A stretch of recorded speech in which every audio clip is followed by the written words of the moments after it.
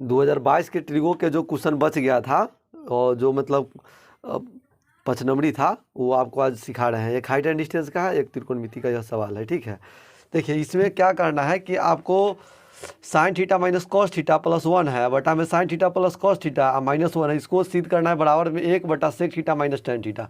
इसका LHS ले लेते हैं। LHS को लेकर के तोड़ते, देखिए ज़्यादा वाला को तोड़ेंगे ना तो कम वाला पूरा आने में कोई परेशानी नहीं है, लेकिन कम वाला को अगर तोड़िएगा तो ज़्यादा वाला लाने में परेशानी है। अब प्लस कॉस थीटा माइनस 1 है। करना क्या है इसमें देखते हैं, कॉस थीटा से ऊपर नीचे भाग कर देते हैं। कॉस थीटा से, यहाँ थीटा रहेगा तो थीटा से करेंगे, ये रहेगा तो ऐसे। कॉस थीटा से अंश और हर में, अंश और हर में भाग करने पर,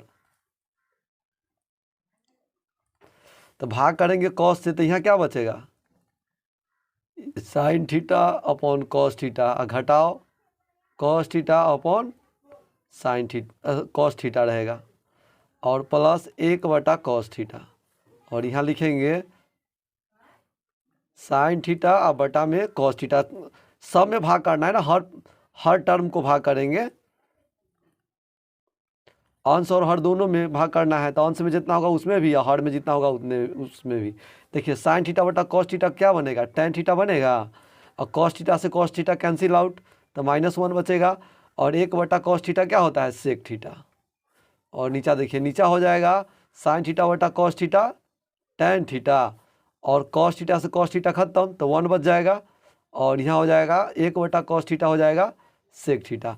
अब इसके बाद ये समझिए, देखिए नीचा हमको पुराना है ना, तो नीचे हम कुछ चेंजिंग करेंगे, ऊपर वाला को कॉमन निकाल करके डिवाइड करेंगे तो 1 बचेगा। देखिए यहाँ पर tan theta plus sec theta लिख लेते हैं, अब -1 को हम लास्ट में कर देते हैं।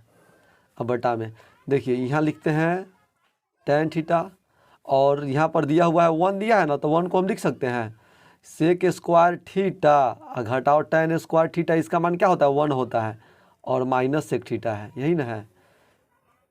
और इसको लिख सकते हैं tan theta plus sec theta घटाओ 1, और बटा में sec square theta minus tan square theta है, तो इसको लिख सकते हैं हम, इसको इस दोनों के एक साइड कर लेते हैं, टेन थीटा और घटाओ सेक थीटा लिख लेते हैं।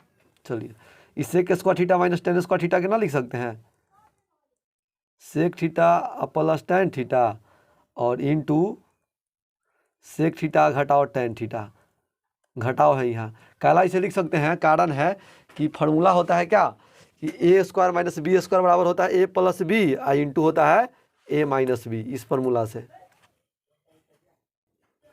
देखिए इसके बाद हो जाएगा, इसमें से कॉमन अगर हम ले sec theta plus tan theta, तो ये दोनों को हम एक जगह मान लेते हैं, तो इसमें से यहाँ प्लस का चिन्ह है, तो हम कॉमन लेते हैं sec theta minus tan theta के, तो यहाँ बचेगा tan theta plus sec theta और -1, अब बटा में कॉमन लेते हैं, यह tan theta minus sec theta है ना, तो इसको हम माइनस कॉमन निकाल के अगर लेंगे तो ये हो जाएगा -1, हम कॉमन लेते हैं तो यहाँ हो जाएगा सेक थीटा और प्लस टेन थीटा, ये जो पार्ट दिया हुआ है ये है sec theta plus tan theta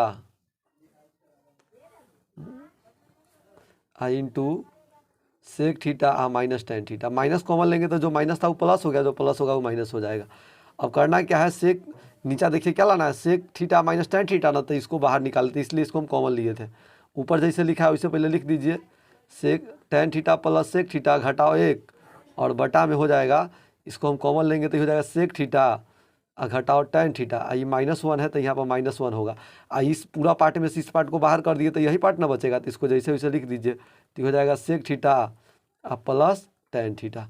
अब देखिए एक स्टेप और थोड़ा आपको बना करके दिखाते हैं, होगा tan theta plus sec theta घटाओ 1, देखिए ये जिस रूप से है उस रूप से में ये भी है, टेन थीटा है टेन थीटा है, सेक थीटा है सेक थीटा है, -1 है माइनस, चाहेंगे तो यही भी काट सकते हैं, लेकिन इसको हम अच्छा रूप रंग बना देते हैं कि आप लोग जो थोड़ा वीक होइएगा ना उसको भी समझ में आ जाएगा कि काहे कट गया है। देखिए एक लेखा कर देते हैं, टेन थीटा है तो टेन थीटा लिख दिए, और सेक उसके बाद है तो सेक उसके बाद कर दिए, और -1 है तो -1 यहाँ कर दिया। अब देखिए ई फोटो दोनों के लिखा है ना, तो इसे इसको डिवाइड कर दीजिए। मतलब बटा में जो चीज़ ऊपर है वही चीज़ बटा में है, गुना में है तो भाग, और बटा पर के भाग हो रहा है यहाँ पर, तो इससे ये कट जाएगा। कोई जो चीज़ यह है वही चीज़ यह है, मतलब जिस चीज़ से उसी चीज़ में भाग करेंगे ना तो 1 आता है, तो ये बचेगा यहाँ पर 1, और बटा में हो जाएगा सेक थीटा और घटा हो जाएगा tan थीटा। यही आपका RHS में सिद्ध करना था, ये बढ़िया से देख लीजिए, RHS प्रूव्ड। अगर यही सवाल सेम रहता, ऊपर अगर आपसे पूछा रहता, ये वाला पार्ट मांगा रहता, तो इस 1 के जगह पर क्या किए रहते, ऊपर फार्मूला लगाए रहते sec square theta -tan square theta के। तो अगर ऊपर भी दे देगा तो आप घबराइएगा नहीं, ठीक है। इस तरह के सवाल को हम एक को बना करके जांच के चेक कर चुके हैं, ठीक है।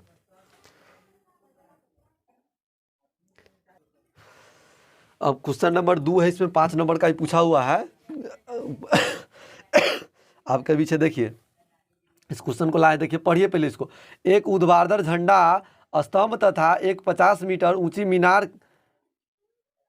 मीनार एक ही क्षैतिज तल पर स्थित है। मीनार के शीर्ष से स्तंभ के ऊपरी तथा निचले सिरे के अवनमन कोण क्रमशः 30 डिग्री तथा 45 डिग्री है। तो झंडा स्तंभ की ऊंचाई ज्ञात कीजिए। झंडा के 2 स्तंभ है, उसकी ऊंचाई ज्ञात की। एक ऊर्ध्वाधर झंडा स्तंभ तथा एक 50 मीटर ऊंची मीनार एक ही क्षैतिज तल में स्थित है। मीनार के शीर्ष से स्तंभ के ऊपरी तथा निचले सिरे के अवनमन कोण। इसका मतलब देखिए, अवनमन कोण बन रहा है मीनार से ना, तो मीनार बड़ा है, झंडा छोटा है।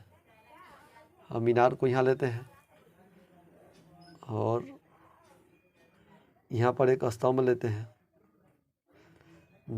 और मीनार के शीर्ष से यहाँ का कोण कितना है 30 डिग्री, और यहाँ से जब इसको पैर पर देखता है तो इसका कोण हो जाता है 45 डिग्री। अवनमन कोण यहाँ हो जाता है 45 डिग्री और यहाँ हो जाता है 30 डिग्री। देखिए जैसे ही है उसे यहाँ पर डॉट मार देते हैं, ये दोनों बराबर होगा। इसका ए भी एक मीनार मान लेते हैं और CD एक झंडा मान लेते हैं, और ये बिंदु को मान लेते हैं, ये बिंदु कोई M है। देखिए यहाँ पर अब करना क्या है कि आपको पूछा हुआ है कि इसका लंबाई क्या है। ये पूरा जो लंबाई है 50 मीटर है। ये AB की लंबाई कितना है 50 मीटर। इस बगल में थोड़ा जगह कम छोड़ दिए, बगल में हम लिख देते हैं। यहाँ पर दिया हुआ है, पहले मान लेते हैं। माना कि AB एक मीनार है तथा CD एक ध्वजदंड है।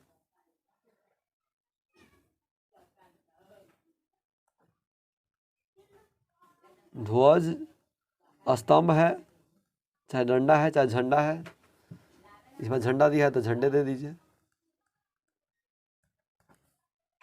झंडा का स्तंभ है, और इसमें देखिए दिया हुआ है, देखिए ये कोण 90 डिग्री होगा कि नहीं होगा। कोण ABD बराबर 90 डिग्री होगा। अगर हम इसमें ई कोण को निकालेंगे, यो सीधा, देखिए कोई भी मीनार होगा तो सीधा खड़ा होगा ना, झंडा भी होगा तो सीधा खड़ा होगा ज़मीन से, तो कोण CDB बराबर भी 90 डिग्री होगा। और देखिए यहाँ से इसके झंडा के फुनगी पर ताक रहा है, तो फुनगी पर ताक रहा है तो कै डिग्री का अवनमन कोण आ रहा है 30 डिग्री। इस पर से यहाँ पर मिलाने पर कै डिग्री आता है 30 डिग्री। तो 30 डिग्री सिर्फ इस पार्ट से ऊपर बनेगा झंडा के, आज जितना इसका लंबाई होगा उतना ही इसका लंबाई होगा। दोनों सीधा सीधा खड़ा है। ऊपर दिया हुआ है कि ऊर्ध्वाधर खड़ा है, मतलब तो सीधा सीधा खड़ा है। तो इसका मतलब है कि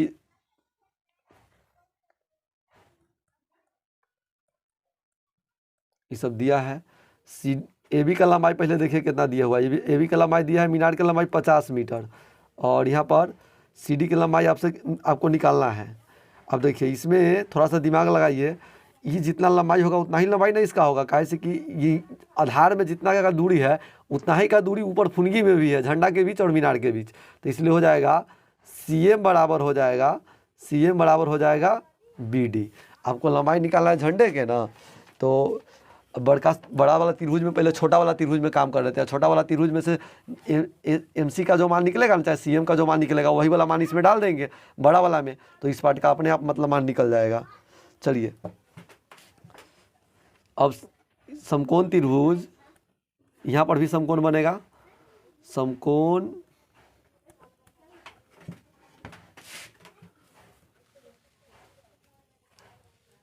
फोटो दिखता रहेगा तो अच्छा से बनेगा। समकोण त्रिभुज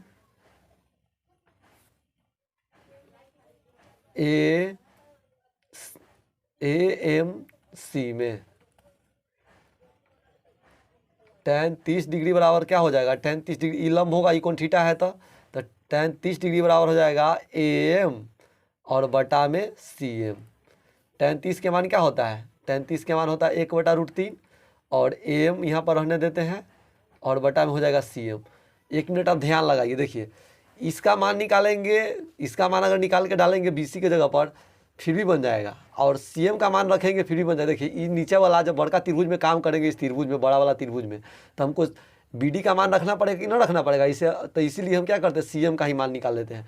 तो इसलिए CM बराबर हो जाएगा √3AM। अब अगला, अब क्या करेंगे, अब इस त्रिभुज में आते हैं, इस साइड वाला त्रिभुज में, बड़ा त्रिभुज में। अब समकोण त्रिभुज, ABD में क्या होगा, tan 45 के मान है,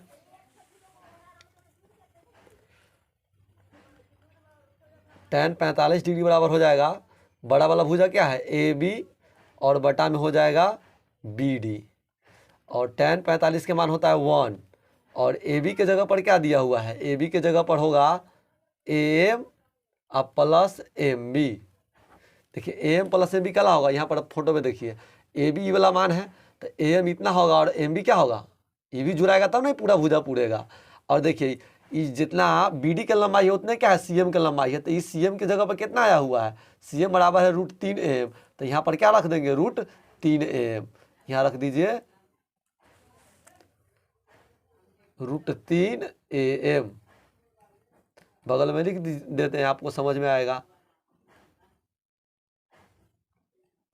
BD बराबर है CM।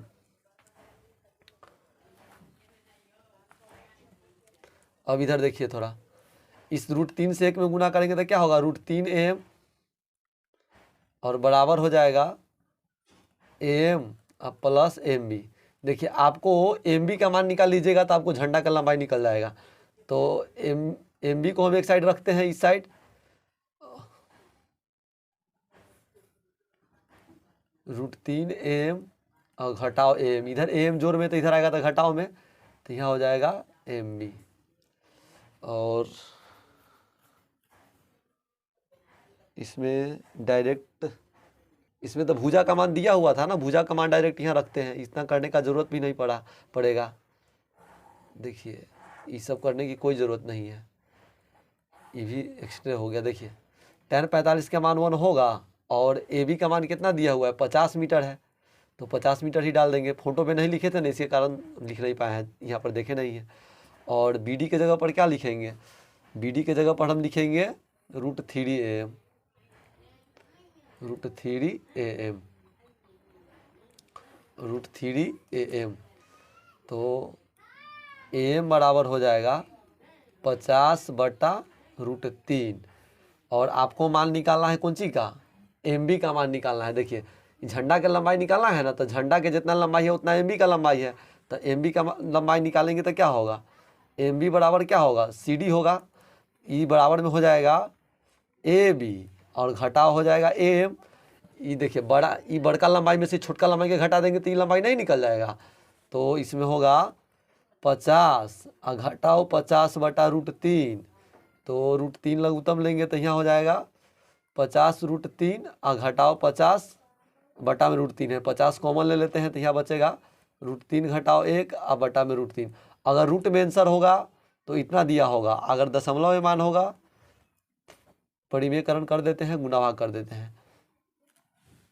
परिमेयकरण करके गुणा भाग करेंगे तो क्या होगा, 50 और √3 से 3 में गुणा करेंगे तो क्या होगा, 3 होगा, और √3 है √3, और √3 के √3 क्या हो जाएगा, 3 हो जाएगा। अब इसका 50 गुने यहाँ पर मान रखते हैं, 3 घटाओ 1.73 दूँ, √3 के मान होता है, अब बटा में 3, और यहाँ पर हो जाएगा, अब क्या होगा देखिए 50 और गुने इसका मान घटाएंगे तो यहाँ पर आ जाएगा 8, यहाँ पर आ जाएगा 6 और यहाँ पर आ जाएगा 2 और ये बचेगा 2, 2 में से 1 गया तो 1.26। अब बटा में 3, इसको डिवाइड कर लीजिए, 50 से गुना कर दीजिए, दशमलव मान निकल जाएगा। 0 एकम 0 और 4 तिया 0 में 3 से गुना करेंगे तो 0, 4 तिया 12, और उसके बाद 3 दूना 6 और 3 दूना 6, बस 3 अंक तक गुना कर दीजिए। 5 से गुना इसमें कर देते हैं, 5 दूना 10, 5 दूना 10 1 11, 4 5 20 और 1 21 और 1 0 यहाँ पर पड़ेगा, 0.3 अंक के बाद पड़ेगा। इसका मतलब है 21.1 मीटर इसका आंसर होगा। झंडा के जो लंबाई होगा कितना होगा, 21.1 मीटर होगा। यहाँ पर आप लिख दीजिए मास्टर को खुश करने के लिए।